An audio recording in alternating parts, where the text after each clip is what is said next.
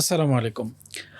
বাংলাদেশ জামাতে ইসলামী একটি আলোচিত সমালোচিত একটি সংগঠনের নাম এবং বাংলাদেশ জামাতে ইসলামীর সাথে আরেকটি সংগঠনের নাম আসে সেটা হচ্ছে বাংলাদেশ ইসলামী ছাত্র শিবির। তো বাংলাদেশ জামাতে ইসলামী এবং বাংলাদেশ ইসলামী ছাত্র শিবিরের বিরোধিতা করে না কারা? এটা চিন্তা করলে আসলে পাওয়া কঠিন। আমরা দেখি যে আমাদের চারপাশে যারা আছে আ অসংখ্য বিরোধিতা বাংলাদেশ জামাতে ইসলামী এবং বাংলাদেশ ইসলামী ছাত্র শিবিরের। তো এই যে বাংলাদেশের আ নানান গোষ্ঠী জামাতে ইসলামী এবং ইসলামী ছাত্র শিবিরের বিরোধিতা করে, এর কারণটা কি আসলে? এবং এত সমালোচনা, এত কনস্পিরেসি এবং এত বিরোধিতার পরেও এই সংগঠনটি কিভাবে টিকে আছে? আমরা সে সংক্রান্ত আজকে কথা বলার চেষ্টা করব। ১ম এ দেখি যে আসলে বিরোধিতাকারী গোষ্ঠীগুলো কারা?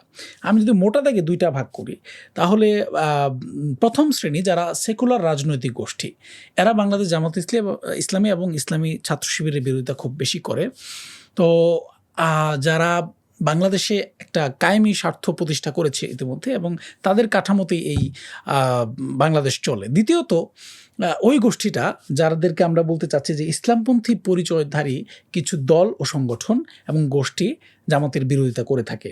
তো এর মধ্যে এমন কিছু দল আছে যাদেরকে নিজেদেরকে খিলাফতপন্থী, নিজেদেরকে মানে বিপ্লবী এবং সশস্ত্র গোষ্ঠী হিসেবে পরিচয় দেয়, অথবা তাকিয়া করে সে পরিচয়টাই দেয় না, কিন্তু তারা জামাতের বিরোধিতা করে থাকে। তো এছাড়া আরও নানান রাজনৈতিক দল, উপদল এবং গোষ্ঠী নানান কারণে আসলে জামাতে ইসলামের বিরোধিতা করে। আমি মোটা থেকে ২ টা কথা বললাম। এখন কথা হচ্ছে যে এখন প্রশ্ন হলো কেন?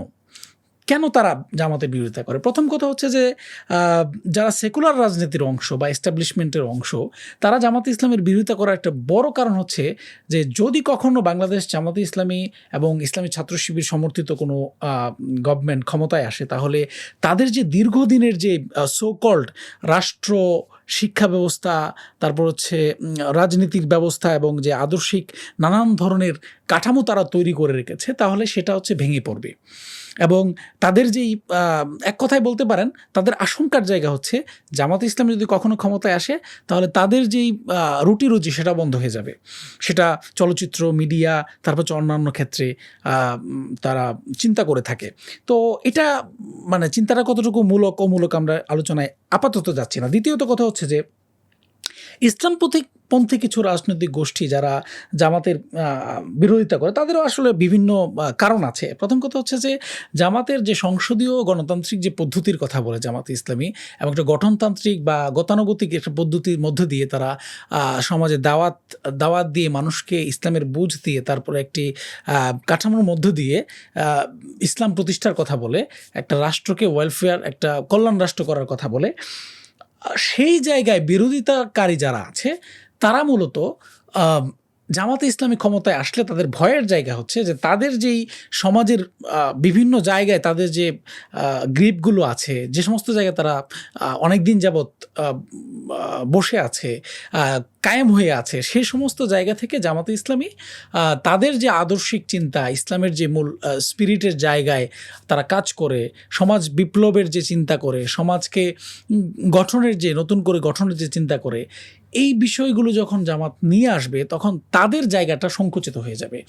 দ্বিতীয়ত আরেকটা গোষ্ঠী আমি যেটা কথা বলেছি সেটা হচ্ছে যে যারা আন্তর্জাতিকভাবেই কিছু গোষ্ঠী আছে যারা আন্তর্জাতিকভাবে যখনই কোনো ইসলামপন্থী গতানুগতিক পদ্ধতিতে দাওয়াতের মাধ্যমে ক্ষমতার কাছাকাছি পৌঁছে গেছে, মানুষের সমর্থন নিয়ে ক্ষমতার কাছাকাছি পৌঁছে গেছে, অথবা আমরা যদি উদাহরণস্বরূপ বলি যে মুসলিম ব্রাদারহুড মিশরের ক্ষমতায় পৌঁছে গেছে, তো এরকম যখনই ইতিহাসের কখনো বাঁকে বাঁকে ইসলামপন্থীরা ক্ষমতার কাছাকাছি চলে গেছে, তখন এই সমস্ত গ্রুপগুলো তাদেরকে ব্যর্থ করার জন্য এমন কোনো প্রচেষ্টা নাই যেটা তারা করে থাকে।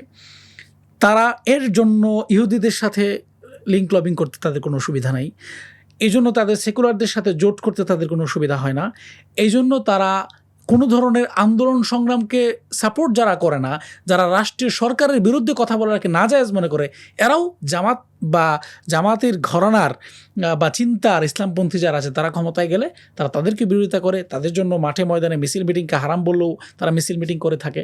তো এই যে একটা পরিস্থিতি, এই পরিস্থিতিটা আমরা বাংলাদেশে ফেস করছি। কেন এখন এই জামাতের বিরোধিতা আরও বাড়ছে? জামাত তো কম মানুষের সাপোর্ট পায় নাই, জামাত একটা হিউজ পরিমাণ সাধারণ মানুষের সাপোর্ট কিন্তু পেয়েছে। কিন্তু দিন শেষে যারা মানে ইসলামপন্থী বলে দাবি করা কিছু স্বার্থ অন্বেষী কিছু গোষ্ঠী এবং যারা কথিত সেকুলার আছে, যারা তাদের স্বার্থ হারিয়ে যাওয়ার ভয় করছে, তারা মূলত জামাতের এই বিরোধিতাগুলো করে থাকে। এখন কথা হচ্ছে বিরোধিতার ফর্মগুলো তো আমরা সবাই দেখছি যে জামাতে ইসলামী ছাত্র শিবিরের সংশ্লিষ্ট কেউ মানে ছোট্ট একটা অপরাধ করলেও সেটাকে সবচেয়ে বড় অপরাধ হিসেবে দেখানো হয়। একটা যার সাথে তার ন্যূনতম সম্পর্ক নাই সেটাকেও কোনোভাবে চাচাতো খালাতো মামাতো এরকম করে যদি মিলিয়ে কোনো একটা দুর্ঘটনাকে, কোনো একটা অপরাধকে তারা লিঙ্ক করতে পারে, তাহলে তারা এটাকে হিউজ প্রচার করে। আমরা যদি একটা গুরুতর ব্যাপার নিয়ে কথা বলি, সেটা হচ্ছে যে আমরা রিসেন্টলি দেখেছি যে আমাদের একজন এমপি মুক্তিযোদ্ধা গাজী নজরুল ইসলাম, উনি ওনার একটি অনৈতিক কর্মকাণ্ড ভাইরাল হয়েছিল এবং তারই প্রেক্ষিতে জামাত ইসলামী সরাসরি স্ট্যান্ড নিয়েছে যে তাকে বহিষ্কার করেছে দল থেকে। এবং ইভেন কয়েকবারের এমপি তাকে যেন এমপিত্ব যেন তার না থাকে সেজন্য নির্বাচন কমিশনেও তারা আবেদন করবে বলেছে।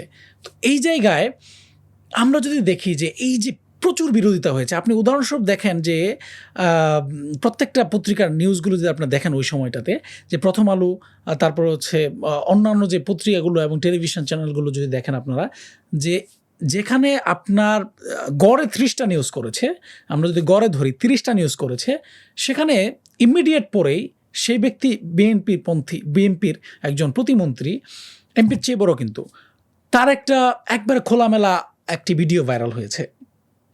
এবং তখন আপনি দেখবেন যে সুশীল সমাজ, কথিত ইসলামপন্থী যারা মানে জামাতের কাপড় খুলে ফেলতে চাচ্ছিল, যারা জামাতের বিরোধিতাটাই তাদের সবচেয়ে বড় পুঁজি, এরা কিন্তু তখন আর কথা বলে না, মুখে কুলুক পেটে বসে থাকে। মিডিয়াগুলো 1টা 2টা রিপোর্ট করেছে, 3টা রিপোর্ট করেছে, তাও আবার পক্ষে, এই প্রতিমন্ত্রীর পক্ষে রিপোর্ট করেছে। তাহলে কথা হচ্ছে যে এই গোয়েন্দা সংস্থা বলেন, মিডিয়া বলেন, অন্যান্য এস্টাবলিশমেন্টের যে সুবিধাভোগী বলেন, বাংলাদেশের কথিত এবং স্বার্থান্বেষী ইসলামপন্থী দলগুলো বলেন, এরা মূলত জামাতের বিরোধিতা করে আসলে জামাতের বিরোধিতার খাতিরে এবং তাদের যেই বৃহত্তর স্বার্থ মাথায় রেখে। তারা কখনো এই জন্য বিরোধিতা করে না জামাতের একজন খারাপ করেছে, জামাতের একজন দুর্নীতি করেছে, জামাতের একজন চাঁদাবাজি করেছে। যদি এরকম হতো তাহলে তো আপনার সারাদিন তারা অন্যান্য দলগুলোর বিরোধিতা করতো।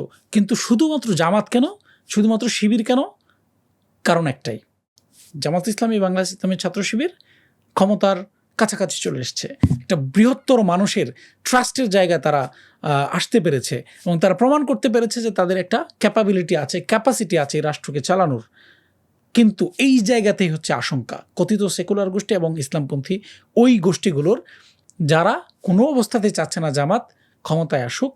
এবং আমরা তো জানি যে আমাদের দেশে ইনফ্লুয়েন্স কাদের, এই ভারতের ইনফ্লুয়েন্স আমরা দেখতে পাচ্ছি যে ভারত তো বাংলাদেশের অনেক কিছুই নিয়ন্ত্রণ করে। তো সেই জায়গা থেকে আমরা দেখেছি যে ভারতের প্রেসক্রিপশানে বাংলাদেশের এবং বাইরের গোয়েন্দা সংস্থার প্রেসক্রিপশানে বাংলাদেশের কিছু ইসলামপন্থী গোষ্ঠী সারাদিন জামাতের বিরোধিতা করছে। মুফতি, তারপর হচ্ছে ধরেন মাওলানা, তারপর হচ্ছে ধরেন যে খুব মানে বড় জোশওয়ালা জজবাওয়ালা সশস্ত্র জিহাদের ডাক দেয়া মানুষজন দেখবেন যে এই জামাতের বিরোধিতার ক্ষেত্রে কোনো ধরনের সীমারেখা নাই, কোনো ধরনের মানদণ্ড নাই। তারা তখন মাওলানা মওদুদীর নাতি বলে একজন হিজাববিহীন একজন মহিলাকে তারা উপস্থাপন করতে তাদের কোনো সমস্যা নাই। তারপর হচ্ছে জামাত বা শিবিরের কারো কোনো একটা ছবি যেটা বা ভিডিও যেটা হচ্ছে দেখানো উচিত না, যেটা তারা কখনোই দেখানো উচিত না ইসলামের দৃষ্টিকোণ থেকে, সেটাও তারা ভাইরাল করতে কোনো অসুবিধা নাই।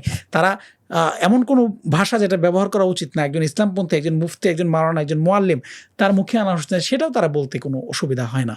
তো বিষয়টা হচ্ছে যে এটাই, জামাত ইসলামী ছাত্র শিবিরের বিরোধিতা এত বেশি মানুষ করে কারণ একটাই, ক্ষমতার দ্বন্দ্ব।